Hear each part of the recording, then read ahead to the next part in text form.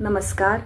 मी सौ शाहीन मुल्ला, पलबक प्रकाशन अहमदाबाद यांच्या मार्फत लवकरच प्रकाशित होणाऱ्या स्मृती मंजुषा या पुस्तकाच्या लेखिका सौ निर्मला मधुकर जाधव यांनी लिहिलेल्या ललित लेखापैकी माझा पहिला विमान प्रवास या लेखाचे अभिवाचन मी करीत आहे.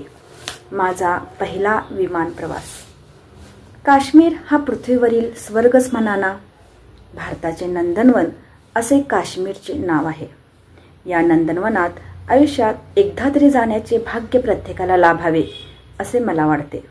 अशा काश्मीर विषयाची भुरळ माझ्या मनालाही होती. त्यामुळे आयुष्यात कधी ना कधी काश्मीरला भेट देण्याची माझी इच्छा होती.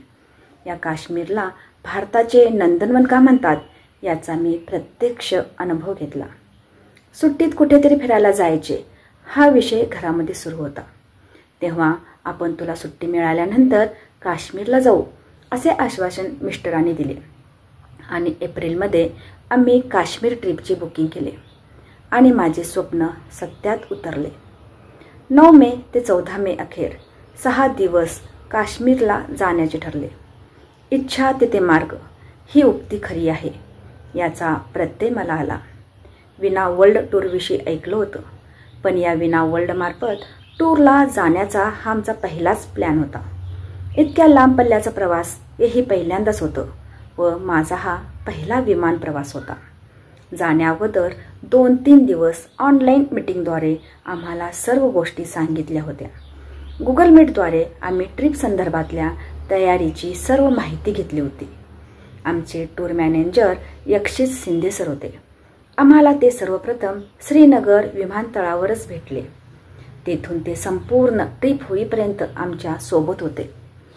लेक नदीवरील बोट हाऊस, स्पीड हाऊस, बोट राईड, पामपोर, अवंतीपूर, काश्मीरी युनिव्हर्सिटी, अवंतीपूर येथील क्रिकेट बॅट फॅक्टरी, चिनार वृक्ष बाग, बेताब व्हॅली, गुलमर्ग, शंकराचार्य मंदिर, शिकारा राईड, निशांत व शालिमार बाग या सर्व ठिकाणांना भेटी देण्याअगोदर आदल्या दिवशी रात्री आपण उद्या कुठे जाणार आहोत त्यापणची सर्व माहिती आम्हाला टूर मॅनेजर देत होते.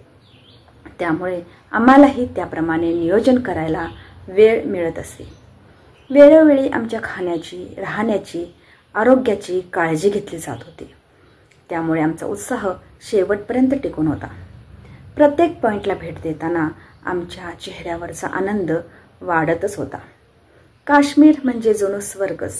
अक्षरशः स्वर्गात उतरल्याचा भास आम्हाला होत होता.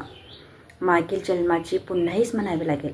भारतातील सर्वात सुंदरतेचे खाण असलेले नंदनवन प्रत्यक्ष डोळ्यांनी पाहण्याचे भाग्य मला मिळाले.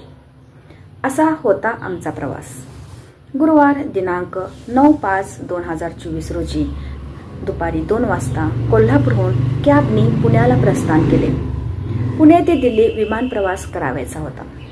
रात्री 12:50 वाजता फ्लाईट होती. दिनांक 9/5/2024 रोजी रात्री 3 वाजता दिल्ली विमानतळावर पोहोचलो.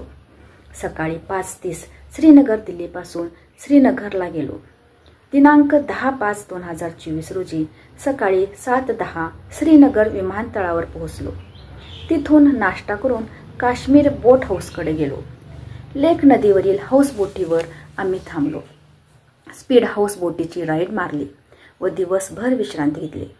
दुसऱ्या दिवशी शनिवारी दिनांक 12/5/2024 रोजी पामपोरकडे सकाळी 8:30 वाजता मिनी बसने पामपोरला निघालो. केशरसाठी प्रसिद्ध असणारी शेती सकाळी 10 वाजता केशरच्या बागेला भेट दिली. त्यानंतर अवंतीपूरकडे रवाना झालो. सकाळी 11:30 वाजता अवंतीपुरम येथे विष्णू मंदिर पाहिले. काश्मीरी युनिव्हर्सिटी पाहिली. काश्मीरमध्ये आम्हाला चिनार वृक्ष पाहायला मिळाले. हे चिंचेचे झाड दिसे मज चिनार वृक्षा परी दिससी तू नवतरुणी काश्मीरी हे चिंचेचे झाड. या चित्रपट गीताचे शूटिंग काश्मीरमधील चिनार वृक्षाच्या बागेत झाले आहे. चिनार वृक्षामुळे ऑक्सिजन भरपूर मिळतो. 12 वाजता पहलगामकडे रवाना झालो. संध्याकाळी 5 ते 7 वाजेपर्यंत बाजारात खरेदीसाठी गेलो. 6:15 वाजता परत हॉटेलवर आलो. आम्हाला राहण्यासाठी 5 स्टार हॉटेलची सुविधा होती. भरपूर खाणे, AC रूम, सगळं अगदी व्यवस्थित नियोजन होतं. त्यानंतर आम्ही क्रिकेट बॅट फॅक्टरीला भेट दिली. क्रिकेट बॅट फॅक्टरी पाहून आम्ही दंग झालो.